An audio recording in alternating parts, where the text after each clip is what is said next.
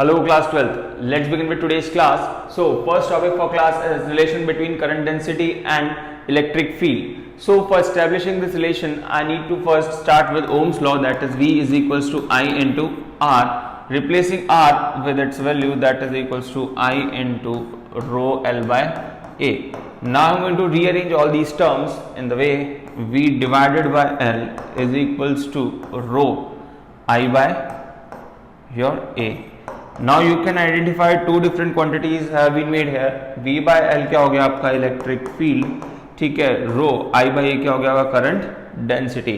सो ये आपको मिल गया एक और इक्वेशन, ठीक है. इसको अगर मैं और लिखना चाहूँ एक तरीके से तो ये हो सकता है 1 by rho E is equals to J, ठीक. तो 1 बाय रो क्या होता है कंडक्टिविटी, तो लिख सकते हैं that J is equals to sigma E, ठीक है. This is also known as microscopic form of Ohm's law, ठीक है. इसको ऐसा भी हम लोग रिप्रेजेंट करते हैं, J is equals to sigma E, ठीक. तो J क्या है आपका यहाँ पर पे करंट डेंसिटी, E क्या है आपका इलेक्ट्रिक फील्ड और सिग्मा क्या है यहाँ पर पे आपका सिंपल सा कंडक्टिविटी, ठीक है. ये है resistivity, 1 upon resistivity is conductivity. ध्यान रखना 1 upon resistivity is equals to conductivity. Resistivity का मतलब क्या होता है, वो प्रॉपर्टी जिसकी वजह से वो करंट को रेजिस्ट करेगा, और सिग्मा क्या होगा मतलब कंडक्टिविटी, जो प्रॉपर्टी इंट्रिंसिक प्रॉपर्टी जिसकी वजह से वो करंट को कंडक्ट करेगा, ठीक. तो ये आपको ध्यान से रखना है अपने दिमाग में. इसकी आप लोग SI यूनिट भी देखेंगे तो इसकी क्या होती है ओम मीटर, तो इसकी हो जाएगी ओम मीटर इनवर्स, ठीक है. तो पूरा क्या जाएगा SI यूनिट अगर मैं बोलूँ सिग्मा की तो आएगा ओम मीटर इनवर्स, ठीक. सिंपल सा. चलिए let's get on next slide. Drift velocity. Okay, so what drift velocity is? Drift velocity is the average velocity attained by an electron in presence of electric field, ठीक. इसका मतलब क्या है वो मैं आपको बताता हूँ. So initially आप consider करें that you are having a conductor like this, ठीक है. इसमें you will be having so many electron placed, ठीक है. तो ये कई सारे यहाँ पे इलेक्ट्रॉन्स आपको मिलने वाले हैं.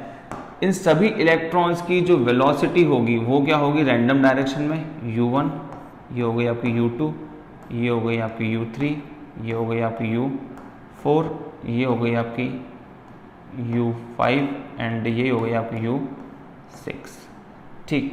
सभी क्या हैं वेक्टर्स हैं.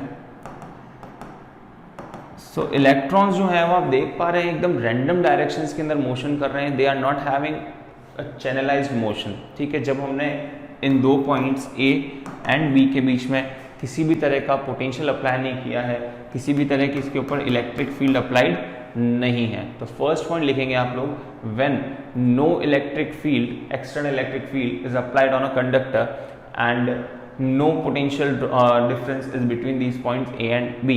In that particular case, the initial velocities of these electrons will be in random direction and they all add up in order to give you 0.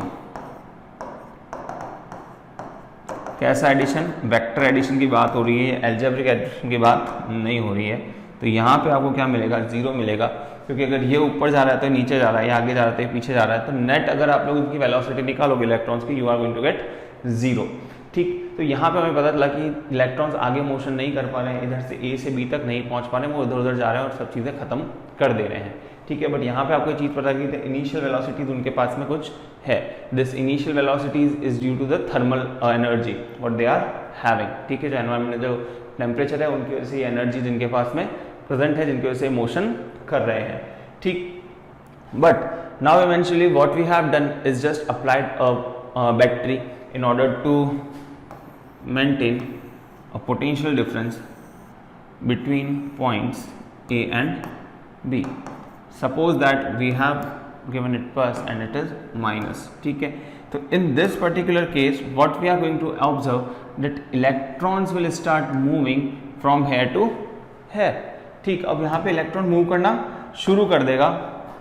कैसे, अब यहाँ पर पड़े होंगे कई सारे आयंस, जैसे कॉपर है तो 2 इलेक्ट्रॉन्स निकले तो कॉपर के आयन तो इसी में पड़े रहेंगे ना, ठीक.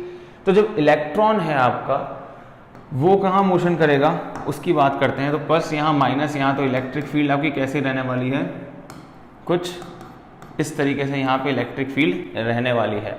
हमें पता है नेगेटिव चार्ज जो होता है वो इलेक्ट्रिक फील्ड के अपोजिट डायरेक्शन के अंदर मूव करता है, तो it is going to move in this particular direction. ठीक, तो अब ये सीधा सीधा ऐसा मूव नहीं करेगा कि यहाँ से सीधा सीधा चला जाए, ऐसा पॉसिबल नहीं है।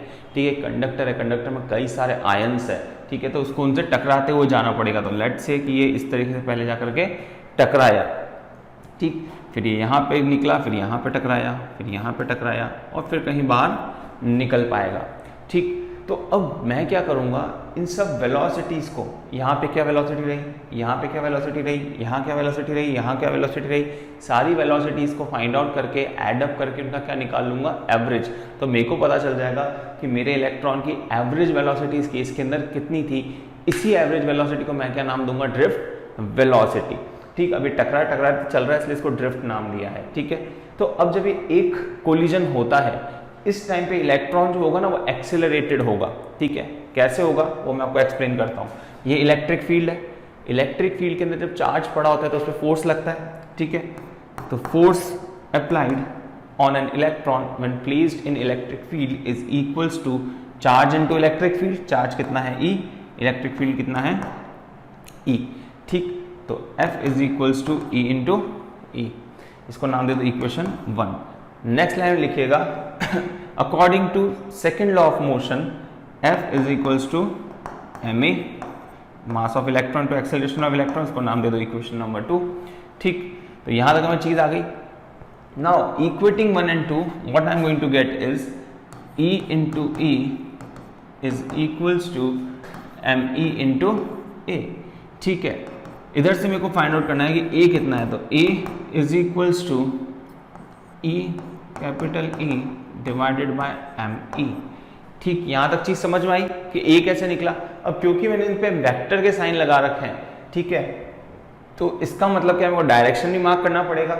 इलेक्ट्रिक फील्ड की डायरेक्शन इस तरीके से है, इलेक्ट्रिक फील्ड की डायरेक्शन इस तरीके से है, तो एक्सेलरेशन हमेशा इसके अपोजिट डायरेक्शन में होगा। ठीक है, क्योंकि इसी डायरेक्शन में इस पर फोर्स लग रहा है, तो यहाँ पे आप लोग लिख लेंगे माइनस। ठीक, इवन यहाँ पे भी आपको लगाना चाहिए माइनस। यहाँ मैंने माइनस पहले क्यों नहीं लगाया, ताकि आप लोग कंफ्यूज ना हो जाए कि मैंने E का माइनस वहाँ पर प्लेस किया है। ठीक है, इलेक्ट्रॉन क्योंकि नेगेटिव साइन है इसलिए E लगा दिया, ऐसा नहीं है। मैंने यहाँ पे E इसलिए लगाया है कि फोर्स जो है वो इलेक्ट्रिक फील्ड के अपोजिट डायरेक्शन के अंदर अप्लाई हो रहा है, इसलिए मैंने यहाँ माइनस का साइन लिखा है। इसी को अगर यहाँ कैरी फॉरवर्ड करूँगा तो यहाँ पे आपको माइनस दिखेगा। आप दोनों ही तरह से कर सकते हैं, एंड में जाके भी माइनस लगा सकते हैं और कह सकते हैं because acceleration is in the direction opposite to the electric field, so we are applying a sign of minus. बट मैं मैग्नीट्यूड की बात करूंगा आपसे आने वाले पूरे डेरिवेशन में। ठीक है, तो मैंने बता दिया कि माइनस है। चलिए, तो हमें एक्सेलरेशन पता चल गया। तो अब इस केस के अंदर दिमाग लगाना, इधर एक्सेलरेटेड मोशन है फॉर श्योर। ठीक है, इधर एक्सेलरेटेड मोशन है, इधर एक्सेलरेटेड मोशन है, इधर एक्सेलरेटेड मोशन है, बट इन टोटल जो मैं एवरेज वेलोसिटी निकालूंगा दैट विल बी कांस्टेंट। फिर से याद रखना, जो मैं एवरेज वेलोसिटी निकाल रहा हूँ, ड्रिफ्ट वेलोसिटी, वो कांस्टेंट है, वो एक्सेलरेटेड मोशन नहीं है, वो कांस्टेंट स्पीड मोशन है या फिर यूनिफॉर्म वेलोसिटी मोशन है। ठीक है, यूनिफॉर्म स्पीड रहेगी उस केस के अंदर, उसके अंदर आपका एक्सेलरेटेड मोशन नहीं है। क्यों नहीं है, let me explain you that thing. ठीक, आप लोग कंसिडर करें दैट आपका इलेक्ट्रॉन इस तरह से आ रहा है। ठीक है, इसको फर्स्ट कोलिजन के लिए इसको टाइम लगता है मानो t1।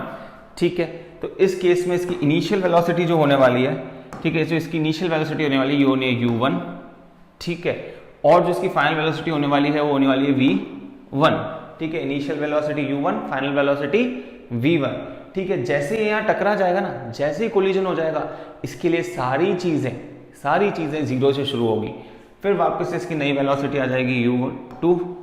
ठीक है, इस टाइम इसको टाइम लगेगा, इस बार इसको टाइम लगेगा अगेन t2। ठीक है, और यहाँ पे जब ये टकराएगा तो इसका होगा फाइनल वेलोसिटी v2। ठीक, अब यहाँ पहुंच गया। अब जैसे इसका सेकंड कोलिजन हुआ, ये फिर से जीरो से स्टार्ट करेगा बेचारा। ठीक है, इसको फिर से क्या करना पड़ेगा, जीरो से स्टार्ट करना पड़ेगा। ऐसा नहीं होगा कि अपना एक्सेलरेशन को क्या करेगा, मेंटेन कर पाएगा। तो अगेन अब यहाँ जब टकरा गया, पुरानी चीजें सब भूल जाएगा। अगेन अब इसका इनिशियल वेलोसिटी होगा कितना, u3, initial velocity u3, time लगा आपका t2 t3, और फिर फाइनल वेलोसिटी v3। ठीक, फिर कहीं बाहर निकलेगा। तो अभी t1, t2, t3 क्या है, ये टाइम है बिटवीन टू सक्सेसिव कोलिजन के, दो सक्सेसिव कोलिजन के बीच में इतना टाइम लगता है, that is t1, t2 and 3। ठीक, सो आपको समझ में आ रहा होगा किस तरह से आपका इलेक्ट्रॉन जो है वो प्रोपोगेट कर रहा है। लेकिन अगर मैं इसका एवरेज आउट करता हूं ना तो इस सारा एक्सीलरेशन खत्म हो जाता है। ठीक है, जो मैं वी डी निकालूंगा, मैं नाम दूंगा ड्रिफ्ट वेलोसिटी को v d. This v D is drift velocity, this is average velocity. ठीक है, इसका मतलब होगा कि मैं ऐसा कंसिडर कर रहा हूँ कि इलेक्ट्रॉन विदाउट एक्सीलरेशन यहाँ से यहाँ निकल रहा है विद दिस कांस्टेंट वेलोसिटी, जबकि असलियत में ऐसा नहीं है। ये उनका इक्विवेलेंट है, आप मान सकते हो सब वेलोसिटी v1 v2 v3। ठीक है, इन सबका इक्विवेलेंट क्या है, vd है। ठीक है, इन सबको रिप्लेस करके मैं ये लिख सकता हूँ। लेकिन असलियत में क्या होता है, इलेक्ट्रॉन एक्सेलरेट होता है, टकराता है, फिर वापस जीरो से शुरू करता है, फिर एक्सेलरेट होता है, फिर टकराता है, फिर जीरो से शुरू करता है, फिर एक्सेलरेट होता है। इस तरह से चीजें आपकी चलती रहती है। ठीक लेकिन एक्सेलरेशन है ना वो कांस्टेंट है। ठीक है, एक्सेलरेशन क्योंकि यहाँ पे देख लो E सही constant, electric field constant, mass of electron constant, तो वो कुछ चेंज नहीं हो रहा है। तो कहीं भी चल रहा है, जब यहाँ चल रहा है तो भी एक्सेलरेशन A है, यहाँ भी एक्सेलरेशन A और यहाँ भी एक्सेलरेशन A ही है। A इज नॉट चेंजिंग, तो A is constant. U1 V1 अलग अलग है, T1 अलग अलग है। ठीक है, T1 सेम हो ऐसा जरूरी नहीं है। अगर कंडक्टर्स हैं, ठीक है, अगर कंडक्टर्स हैं तो उस केस के अंदर आपके जो ये आयंस है वो दूर दूर होंगे। ठीक है, आयंस होंगे वो काफी दूर दूर होंगे, तो एक जगह से दूसरी जगह पे आने के लिए, ठीक है, उसको ज्यादा टाइम मिलेगा। तो T1 बढ़ जाएगा, T2 बढ़ जाएगा, T3 बढ़ जाएगा। ठीक है, सक्सेसिव कोलिजन थोड़े थोड़े देरी से होंगे। ठीक है, यही अगर इंसुलेटर है तो सारे जो आयंस होंगे वो पास पास में होंगे, तो ये T1 T2 T3 क्या होंगे, छोटे छोटे इंटरवल्स होंगे। सो अब मैं आपको यहाँ पे एक चीज बताता हूँ, ये जो T1 T2 T3 है, ठीक है, इन सब का जो एवरेज होता है T1 plus T2 plus T3 till Tn divided by total number of your electrons is equals to tau. This tau is known as relaxation time. ठीक है, लिख लीजिएगा, tau is known as relaxation time. तो ये क्या है, this is the average time taken by the electron in two successive collision. ठीक है, ये two successive collision के बीच का एवरेज टाइम है। अब ये मैंने कैसे फाइंड आउट किया कि अब T1 T2 T3 अलग अलग तो मैं पता कर नहीं सकता। ठीक है, तो मैंने क्या किया, T1 plus T2 plus T3 plus T4 को ऐसे सबको ऐड किया और divided by total number of electrons कर दिया, तो मेरे पास एक एवरेज टाइम आ गया कि आप इन सबको अलग अलग ऐड करके यूज करो, चाहे आप डायरेक्ट टाउ लिख दो, बात क्या है, बराबर है। ठीक, तो इस तरह से चीजें चलती है। So now let's discuss this relaxation time a bit more. ठीक है, रिलैक्सेशन टाइम,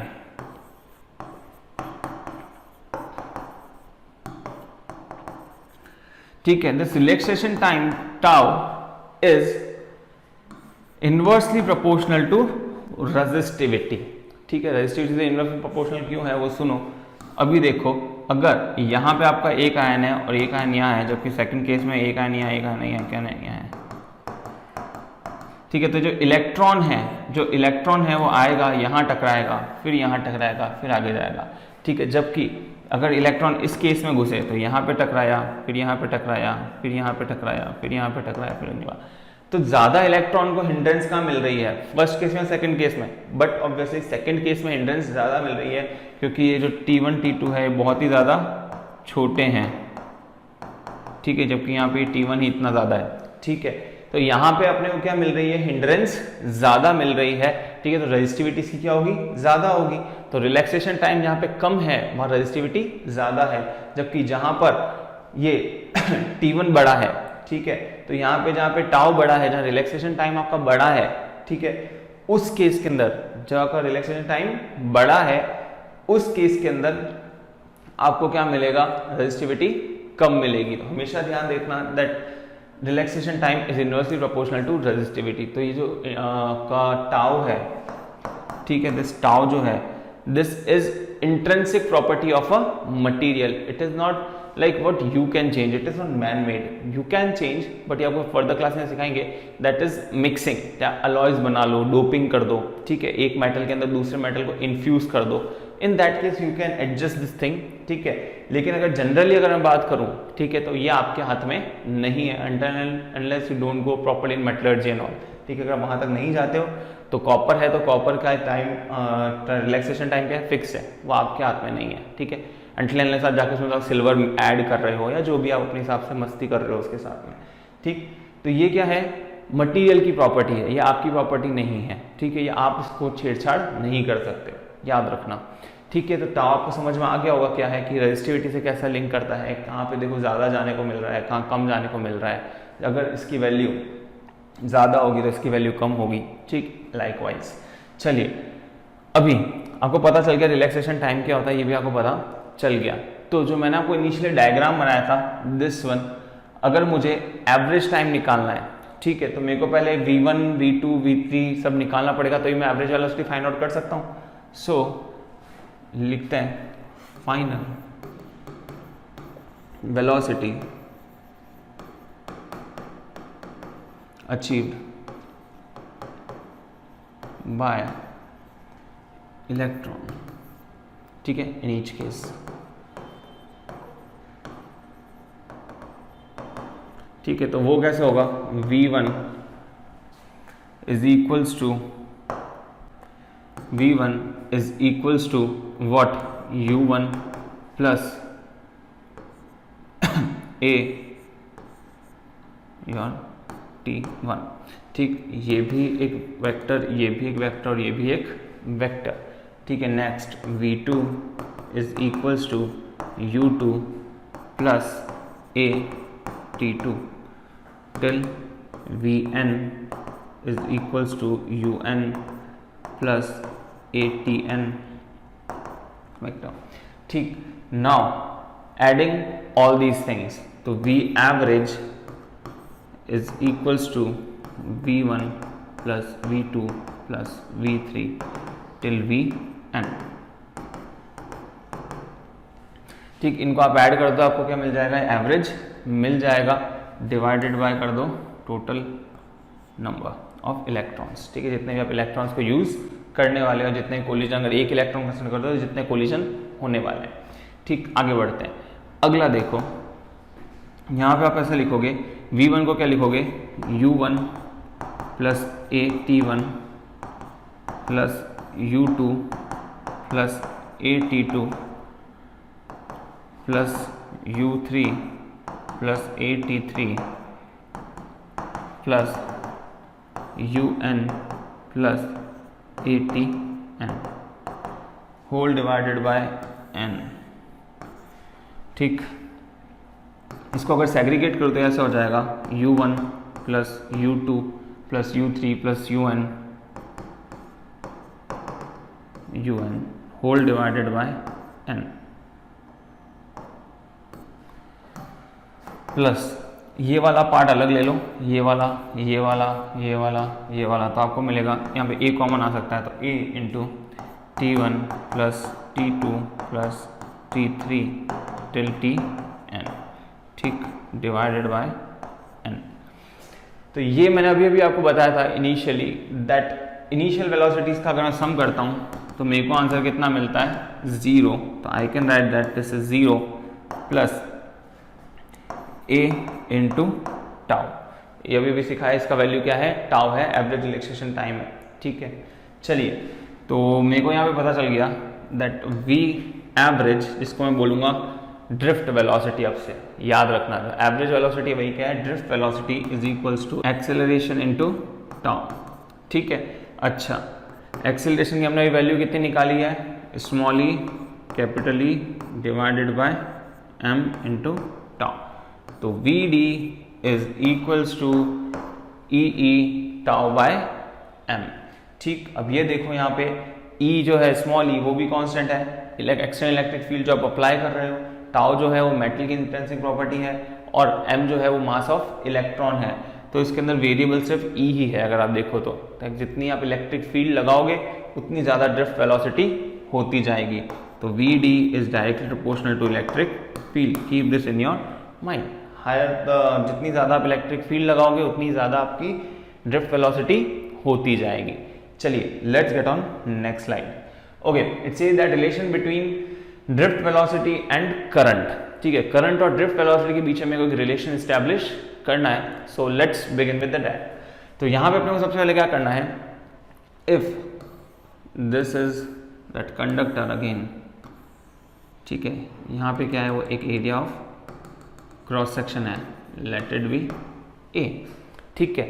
अच्छा, इसका लेंथ कितना है, इट्स लेंथ भी L, ठीक है। अभी मैं बोल रहा हूं d q amount of charge यहां से यहां पास हो रहा है within time del t, ठीक है, समझते रहना। This is area of cross section A, this is some metallic conductor of length L.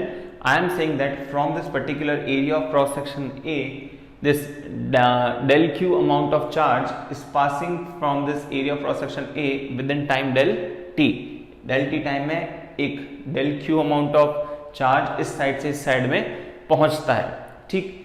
In this case अगर मैं आपसे बात करूं, जो इलेक्ट्रॉन्स हैं, जो चार्ज बना किससे है, ये चार्ज बना किससे है, चार्ज किससे बना होगा आपका, number of electrons multiplied by what, charge on each electron, इसी से बना होगा, ठीक। कुछ अलग तो बात है नहीं इसके अंदर। तो सिंपल सी चीज़ है कि यहाँ से इलेक्ट्रॉन्स जा रहे होंगे तो इलेक्ट्रॉन से क्या होगी, कुछ ड्रिफ्ट वेलोसिटी।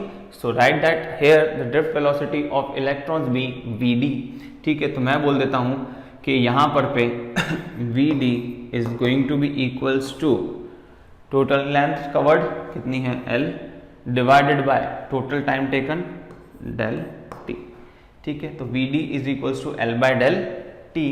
तो मैं यहाँ से लिख सकता हूँ that L is equals to we D del t. याद रखना, ध्यान से समझते जाना। Now volume of the conductor, मैंने सिखाया है फिजिक्स के अंदर वॉल्यूम ऑफ कंडक्टर मतलब area of cross section into length, बिना किसी प्रॉब्लम के। तो area of cross section A into length, अभी अभी निकाला है, क्या होता है वी डी डेल टी, ठीक है। यहां तक भी आ गया हमें। अगला, अगर मैं आपसे बात करूं नंबर डेंसिटी,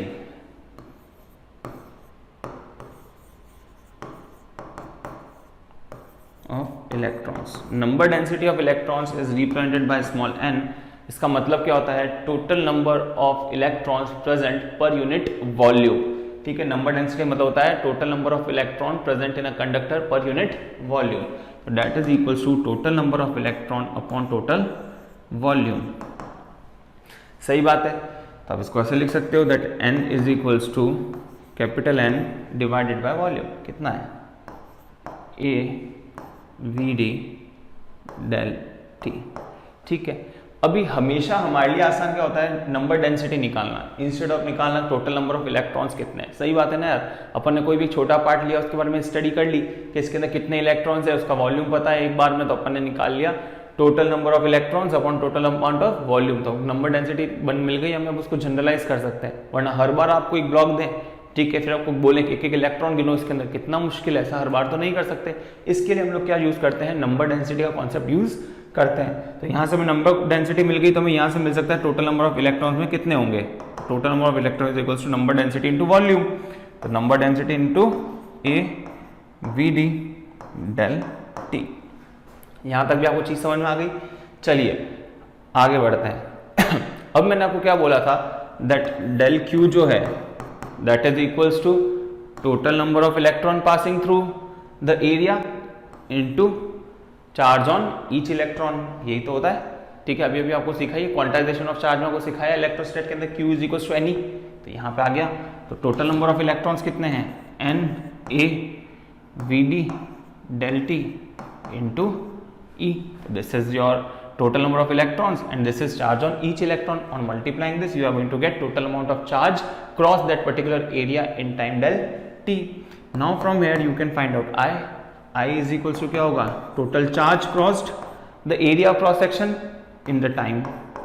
तो यहाँ लिख दो del q की वैल्यू कितनी हो गई, n a e v d del t divided by del t। इससे कटाइए, तो यहाँ आपको फाइनली मिलती है that I is equals to n e a v d। बहुत इंपॉर्टेंट, रट लो, ये आगे भी कई बार काम आने वाला है। तो I is equals to n e a v d, ठीक है। अगला, अगर मैं यहाँ से v d की वैल्यू फाइंड करता हूँ तो मेरे को मिलता है that v d is equals to I divided by n e a, ठीक। So here I am having only one variable thing that is your A. If I say that I have applied a constant current source, जैसे conductor है, ठीक है, इसके ऊपर मैंने क्या लगाया, एक कांस्टेंट करंट सोर्स लगाया है,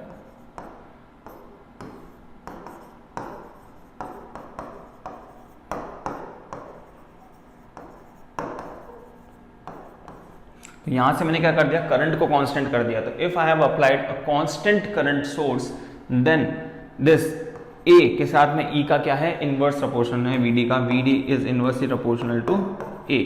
इसका मतलब if you are going to increase this area of cross section, your VD is going to decrease for a constant current source. Constant current source का मतलब होता है कि सर्किट के अंदर हमेशा करंट 1 एम्पीयर फ्लो कर रही है तो एक ही करती रहेगी, 2 कर रही है 2 ही करती रहेगी, इररिस्पेक्टिव आप इसका रेजिस्टेंस बढ़ा दो इस सर्किट के अंदर या कुछ भी कर दो, आपको हमेशा क्या रहेगा, करंट सेम फ्लो होती रहेगी at any moment of time. तो इस केस में अगर मैं इसको कांस्टेंट कर देता हूँ, ये ऑलरेडी कांस्टेंट है, ये ऑलरेडी कांस्टेंट है, तो इसका मेरे को क्या मिलता है, VD is inversely proportional to A. और लेंथ की अगर मैं बात करूँ तो that is VD is independent, VD is independent of L. तो लेंथ आप बढ़ाओ घटाओ फर्क नहीं पड़ रहा वीडी पे, फर्क किससे पड़ रहा है, आपके your area of cross section से। If you are going to increase the area of cross section, VD is going to decrease. If you are going to decrease the area of cross section, VD is going to increase. ठीक, चलिए let's get on next thing, drift velocity for a constant voltage source. इसका मतलब क्या होता है कि अगर मेरा जो एक कंडक्टर है ठीक है, इसको मैंने एक कांस्टेंट वोल्टेज सोर्स दिया है, ठीक है, मतलब potential drop will always be constant and generally we talk about this condition only। अब constant current source तो आपने बहुत ही ज़्यादा कम देखे होंगे, लेकिन जो पोटेंशियल ड्रॉप वाले केस है ये अपने घरों के अंदर यही है। अपने तक कांस्टेंट पोटेंशियल वाले क्या हैं, डिवाइसेस लगे हुए हैं ताकि आपके हमेशा आपका चाहे ट्यूबलाइट हो, चाहे एसी हो, चाहे कुछ भी हो, हमेशा उसको 220 वोल्ट्स मिलता है, तो वो है कांस्टेंट पोटेंशियल सर्किट्स। ठीक है, तो अगर आपके पास कैसा है, कांस्टेंट पोटेंशियल सप्लाई है, तो उस केस के अंदर आपको क्या मिलेगा वो देखते हैं। मैंने अभी बोला V D is equals to I divided by N E A, पीछे पढ़ के आए अभी, ठीक है, V D is equals to I divided by N E A. If I write it, I की जगह मैं क्या लिख दूँ, V divided by R by Ohm's law divided by N E A, तो मेरे को यहाँ मिलेगा V by N E A multiplied by क्या यहाँ पे आर को मैं क्या लिख सकता हूँ, 1 upon row L by A. ठीक है, मैंने आर को क्या लिखा, आर किसके अंदर है, आपका डिनोमिनेटर के अंदर है, तो मैंने वहाँ पे खोल दिया उसको, रो एल बाय ए से गया A, and you are going to get V D is equals to V divided by N E rho into L. ठीक है, तो यहाँ पे आपको ये सब चीज़ें मिल गई। तो यहाँ पर मैंने इस चीज़ को क्या बोला है, कांस्टेंट, पीछे मैंने क्या आई को बोला था कांस्टेंट, पीछे मैंने इसको कांस्टेंट बोला, अभी मैं इसको कांस्टेंट बोल रहा हूँ। इस केस के अंदर मैं क्या देख सकता हूँ, that V D is inversely proportional to L whereas independent of A. ठीक है, अगर कांस्टेंट वोल्टेज सप्लाई देते हो आप तो inversely proportional to L and independent of A, जबकि पिछले वाले केस के अंदर अपन ने क्या देखा, inversely proportional to a and your independent of L. तो यहाँ पे एल में प्रोपोर्शन है, इसमें नहीं है, पिछले वाले में ए में प्रोपोर्शन है, एल में नहीं है। चलिए let's get on next thing, that is resistivity, conductivity and resistance. इनके वैल्यूज हमें फाइंड आउट करने हैं। So starting with the formula, जो हमने स्टार्टिंग में पढ़ा, याद है आपको, हमने पढ़ा था दैट जे दिस वन। ठीक है, तो यहां पे हमने क्या पढ़ा था कि जे जो होता है वो होता है ई डिवाइडेड बाय रो। ठीक है, तो यहां पे हम लोग लिख सकते हैं that J is equals to 1 upon rho into E. ठीक, सो हम यहां से क्या बोल सकते हैं, that rho is equals to E divided by J. ठीक, अब ये वैल्यूज पुट करो तो यहां पे अपने पास आ जाएगा E divided by I divided by A, that is equals to EA divided by I मैंने अभी निकाला है आपको, that is NEAVD, A से गया A, this is equals to E divided by n E V d. ठीक, इस तरह से आप इस चीज़ को लिख सकते हैं। ई जो होता है वो होता है वी बाई एल, तो आप लिख सकते हैं v by N e l v d. ठीक, तो इस तरह से वैल्यूज आती है। अब वी डी को मेरे को खोलना है तो मैं खोल सकता हूँ इधर से ही। एक ये फॉर्मूला हो गया। ठीक है, ये थोड़ा कम यूज़ होता है, जो ज़्यादा यूज होता है लिखा देता हूँ। E divided by N E V D को मैं लिख सकता हूँ क्या, small E capital E divided by M into tau. ठीक, ई से गया ई, तो this is going to be M divided by N E square tau. ठीक, तो ये आपके पास एक फॉर्मूला आ गया। Now let's talk about sigma, that is equals to 1 upon this, तो this is going to B N E square tau by M. ठीक है, as simple as that. Now अब हमें क्या चाहिए, हमें चाहिए R, R is equals to rho L by A, तो that is going to be M divided by N E square tau into L by A. ठीक है, सिंपल सा, रो की वैल्यू मैंने ऊपर से पुट कर दी, that is equals to M divided by N E square tau.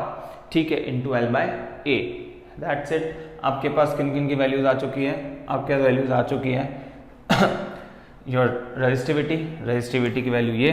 ठीक है, फिर आपके पास आ गया कंडक्टिविटी की वैल्यू ये और रेजिस्टेंस की वैल्यू ये। लिख लीजिए, याद कर लीजिए। ठीक है, चलिए let's get on next question. Mobility, it is defined as the drift velocity, magnitude of drift velocity per unit electric field. इसका मतलब क्या है कि आपके पास में एक कंडक्टर है, ठीक है, इसके अंदर एक इलेक्ट्रॉन है, ठीक, let it be negative and let it be positive, तो आप इसके ऊपर कितनी इलेक्ट्रिक फील्ड लगाओगे और इसकी ड्रिफ्ट वेलोसिटी कितनी उसके हिसाब से बढ़ेगी।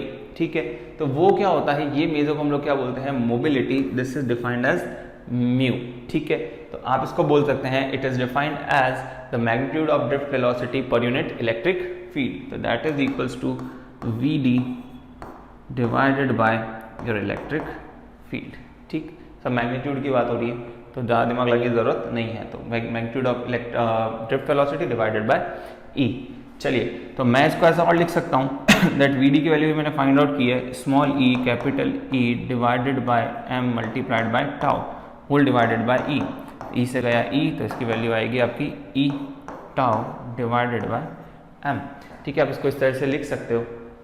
तो अगर मैं ऐसा यूनिट की बात करता हूँ, ठीक है, अगर मैं ऐसा यूनिट की बात करता हूँ तो वो कितनी है, मीटर स्क्वायर पर वोल्ट सेकेंड। अभी कैसे आया, सिंपल सा है, इसको आप ऐसे देखें, मीटर पर सेकेंड डिवाइडेड बाय ये हो गया, तो ये कितना होगा, वोल्ट पर मीटर, मीटर ऊपर गया तो we are going to get metre square divided by volt second. Simple सा है। तो यहाँ पे आपको क्या मिल गई, ऐसा यूनिट मिल गई। इसका मतलब है कि आप कितना ज़्यादा इलेक्ट्रिक फील्ड लगा रहे हो उसके हिसाब से आपको कितनी आपको ड्रिफ्ट वेलोसिटी मिल रही है। अगर आपको higher amount of electric field apply करनी पड़ती है तब जाके आपको small values of v d मिलती है। तो इसका मतलब क्या है कि आपने जो यूज़ किया है, इस जो आपने मटेरियल यूज़ किया है, इसके अंदर जो इलेक्ट्रॉन्स हैं उनकी मोबिलिटी इतनी नहीं है, they are not that free to move. ठीक है, वो एक इंसुलेटर होगा। वही अगर मैं बोलता हूँ कि बहुत on application of small amount of e you are getting higher values of v d, तो इसका मतलब क्या है, that this material is a conductor. ठीक है, क्योंकि आप बहुत थोड़ी सी वैल्यूज लगा रहे हैं ई की and you are getting higher amount of v d. ठीक है, तो इस तरह से हम लोग इसको पहचानते हैं कि हमने डिनोमिनेटर में क्या लिखा है ई और न्यूमरेटर में कितना लिखा है वी डी। तो हम इनके रेशियो से पता चल जाता है कि आपका जो इलेक्ट्रॉन है वो कितना ज़्यादा मोबाइल है, वो कितना ज़्यादा मूव कर सकता है। ज़्यादा मूव कर सकता है तो कंडक्टर है, कम मूव कर सकता है तो वो इंसुलेटर है। ठीक है, तो आप लिख लीजिएगा, mobility is defined as the magnitude of drift velocity per unit electric field. Simple सा रेशियो है। ठीक है, so that's all for today, let's meet in next lecture. Thank you.